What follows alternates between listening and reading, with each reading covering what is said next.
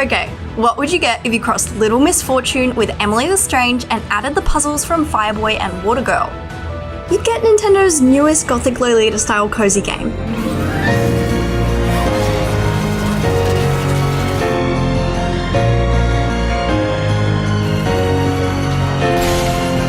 Don't like plot-filled games with puzzle-based gameplay? Well, I'm sure you have a relative that does, so rather than ask why I'm covering this game in the comments, go ahead and send them this review. Bayonetta Origins Cereza and the Lost Demon is a Witch-Talk follower's dream. You play as young Cereza and her demon-possessed stuffed cat Cheshire as she tries to become an Umbra Witch.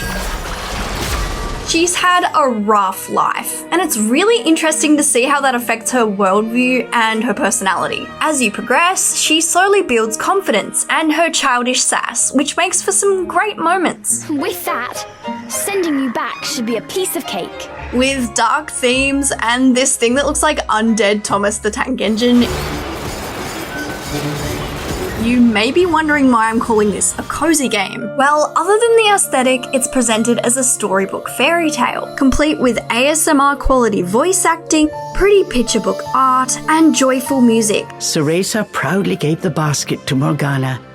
It was full to bursting. When the narrator first read the demon's voice, it made me feel like I was actually being read to by my grandma. Send me back! Send me back! If my grandma was Scottish. It even has references to other popular tales such as Alice in Wonderland and The Wizard of Oz. Cheshire, I have a feeling we're not in Avalon anymore.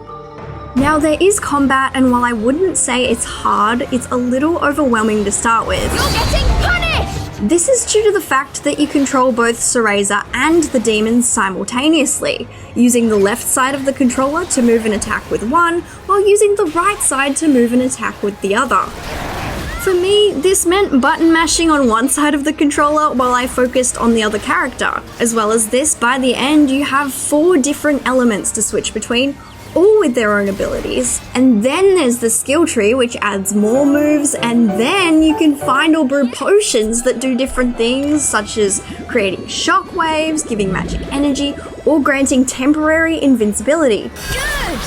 Cereza is quite weak and can't attack, while Cheshire can attack and has unlimited health, but needs to be hugged by Cereza to recharge his abilities. It was frustrating to get a handle on, and sometimes when I was in battle, Cereza did tend to feel like one of those NPCs that you need to protect. But after a while, I got used to the flow, and the way Cheshire hits the enemies and finishes them off is also satisfying.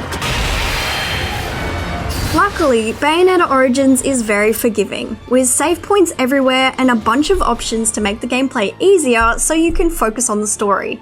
Skill trees, secret chests, time challenges, and pages filled with lore and secrets mean there's hours and hours and hours of playability. I was invested in Cereza and the Lost Demon all the way until the end. Everything I learned made me want to know more. I'd say even if you haven't played any other Bayonetta games, this is a great introduction. Just don't expect the gameplay in those to be anywhere near as easy. As someone whose entire aesthetic is represented by Cereza, there's only one thing I can say. Play!